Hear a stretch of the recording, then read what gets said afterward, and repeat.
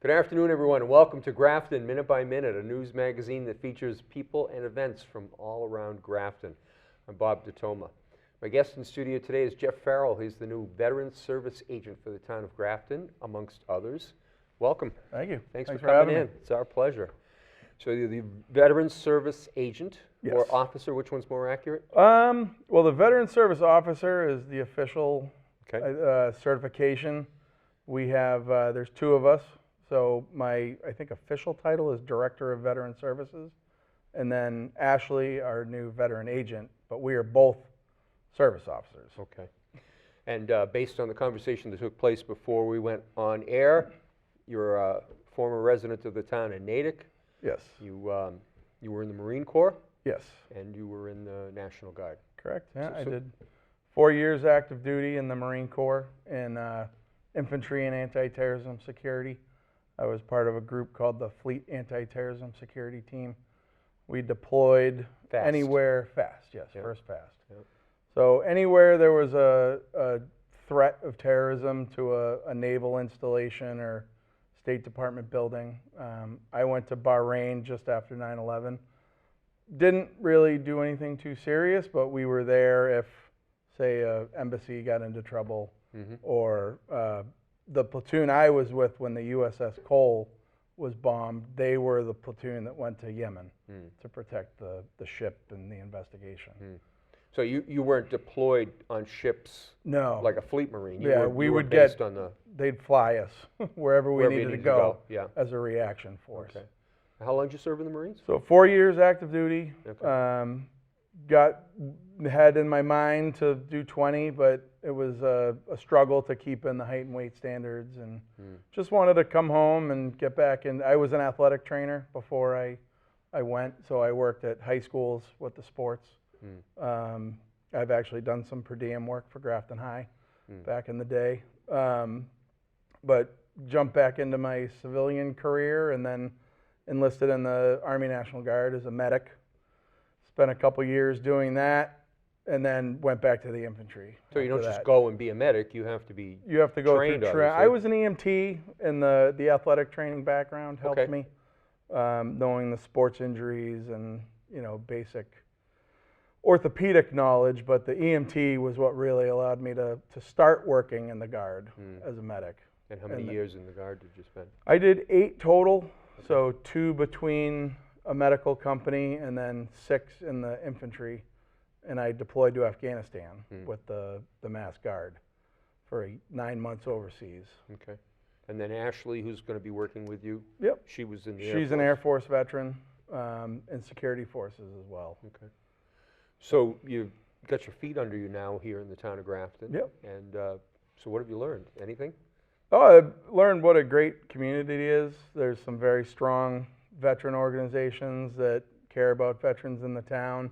I grew up coming to the Grafton flea market, so Grafton is not a strange town to me, but great little community with a lot of people that care about each other. So when you're in your office performing your duties, what's your typical day like? What are some of the things that you handle? So the 2 biggest things we're available for to help people apply for veteran administration, either compensation or pension claims. A compensation is you were injured in your time in service. It's a disability. And then the pension is if maybe you were never injured but served during an eligible time, like the Vietnam War or World War II, you can apply for a pension through the VA that then will help get other health aids and some different benefits with it as well. And then we also manage the Chapter 115 program, which is a state benefit financial safety net. So It's a program just to help you get back on your feet, help out with some bills until you stabilize things or get into a more permanent situation. Mm. Do you find that no matter which town you support, the tasks are the same? Pretty much, yeah. The needs are the same in each town. And we help plan the Veterans Day and Memorial Day parades and ceremonies. So Memorial Day right around the corner, that's a little bit more to the front burner every day. Mm-hmm. Getting groups lined up to march or flags in cemeteries. So that from day to day, it's all pretty much the same, but there's a little surprise each day. So recently, the Veterans Advisory Committee held a meet and greet up at the Senior Center, and you Yes. and Ashley attended. Did you hear anything that caught your ear, or were you happy with the turnout?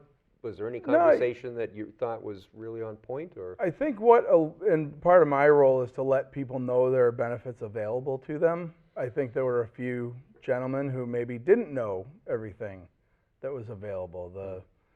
The state veteran services have different programs as well to help with an annuity, or if you're 100% disabled, you can apply for different bonuses. And I think that's where not every veteran knows that's eligible to them. So now there is a change at the state level. We have our own secretary. It went from being called the Department of Veteran Affairs to the Executive Office of Veteran Services. So Secretary Santiago is a physician. He's now the Secretary of Veteran Services, so a direct ear to the governor. so a little bit more gravitas for that. A little bit more weight position. for the office. Yeah, that's good. That's Yeah. great. The role that you fill, how do you see yourself interacting with the Veterans Advisory Committee in town? Is it parallel, or you work hand in hand, or? No, I think there's definitely going to be a hand-in-hand relationship. You know, we both have veterans in mind. There are maybe things that I can do that the advisory board cannot legally, but I can help kind of navigate the waters of which direction we head in. But definitely working together. You know, my main interest is just helping veterans. If I don't know the answer, I'm going to point you in the right direction. Go and find it, yeah. So you're a young man compared to most of the veterans that I've met in town. And how do we reach out to the younger veterans? Because do you feel that it's because they have families and they're involved in family life that they can't get involved, or is there Maybe. another reason? No, I think the Iraq, Afghanistan generation of veterans maybe just doesn't see themselves as needing help, or they're not willing to come forward and serve in some of these roles, or, you know, they're maybe adjusted well in a career and don't think they need much, but they've earned it. Any benefit that's out there is earned. There should be no shame in applying for something. I may not have started applying with the VA if my parents hadn't volunteered to drive in a VA. They were pushing me right after I got off active duty to put in a claim. And it's saved me a few times. You know, getting your foot in the door right away is important, because if you wait too long, it's tough getting records. It's, you know, tough remembering dates. It's better to get your foot in the door. Even with just a small, what you may think is a small claim, it opens the door for you. So assuming that you use veteran services, Yep. what has your experience been like at the VA? So how's their report card? Massachusetts has always been very good. I think it's kind of the role model for the rest of the country. I have friends from other states that have had horrible experiences. You know, you might need a little patience, but as me going in as a service-connected wartime veteran, they may prioritize my appointments a little bit. But I've had nothing but great experiences in the VA. They take great care of you. How does Massachusetts set itself apart from the other states? You would think that the system would be uniform? I think we tap into a lot of the medical schools. So there's residents at a lot of the VAs. They're teaching hospitals. They maybe pull a graduate from BU Medical School or Harvard Medical School, the VA will pay off your medical school loans if you go to work for them. So Boston being a healthcare hub for the world, I think the talent pool is maybe a little deeper. Interesting. Now, how many veterans have you gotten to know since taking your post? I would say They're stopping in to say hi? Close to 100. Really? You know, and just so in the 2 months, not that many people walk in, but just going to post meetings, VFW meetings, getting out to different events. I've met quite a few, but everyone's been great. Everyone's appreciative of the help, even if it's just someone to listen to them. You know, I may not even do anything for them, but just to come in and say hi and talk to another veteran. That's why the state has a requirement to be a veteran service officer. Some veterans can't relate to their stories to someone who's never been there. Sure. So Mass has a VSO in every town. That's another thing that is unique about Massachusetts. Not all the states do. It might be a county representative or a state representative. So every town in Massachusetts has a VSO. So how'd you prepare for the role? Because you don't just get the job and then have to learn on the fly. It was a little bit of jump in the fire, but I did research as much as I could on the state's websites, learned about the Chapter 115, but my background is healthcare.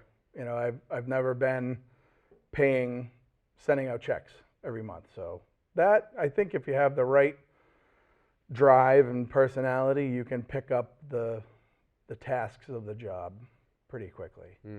Marines are taught to think on the fly and do the most with the least.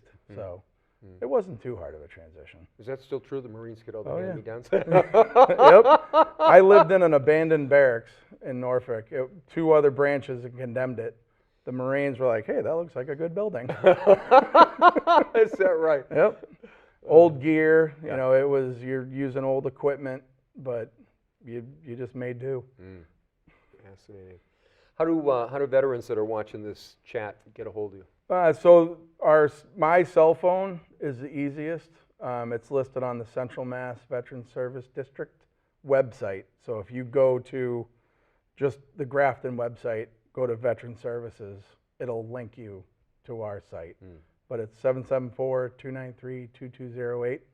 Ashley will eventually have her own number, but she's a week in, so we're still trying to get a number for her. And of course, we're trying to get her in here next. Yep, and there's my email as well is on the site, and we have a Facebook page, but I'm just putting out, like there's an event, I think next week at Polar Park for a Veteran Appreciation Night. Right. Walter Wayner's being recognized. Or is that for the Grafton Takeover Night? Is that the same night? No, it's 2 different events. Different night, okay. Yeah, so this is just for veterans, is a game night. There's a link, Tri-Valley Services is hosting it, but they have 100 tickets to any veteran that wants to go to Polar Park. Very cool. So I try to do the fun stuff on Facebook, you know, free events, discounts, and then the website and email are kind of the official way to get a hold of us. Yeah. But through the magic of television, we'll put all your contact information on the screen below you so people don't have to run around trying to hit rewind. If there's anything you want to address to the veterans of Grafton, I'm going to give you a moment to do that, and you can do that by looking in that direction. And no, I'd say any veteran, feel free to reach out to us.